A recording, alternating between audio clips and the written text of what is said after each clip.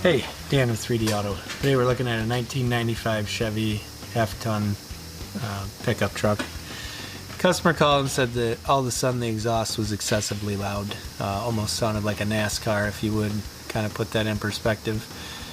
We brought the vehicle in, noticed that the exhaust was really loud, and happened to notice that if we shook the exhaust pipe,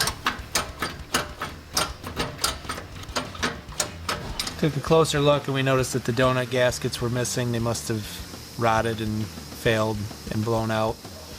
Advised the customer a couple new donut gaskets would get this exhaust snugged back up and get it back in quiet so they could enjoy the vehicle on the weekends when they like to drive it. So if you have a vehicle with a loud exhaust and you're not quite sure where it's coming from or what it's going to take to get it fixed, we do offer free estimates. My name is Dan. Thanks for watching. We look forward to seeing you at the shop. Please share this video so other people out there like you can get this information.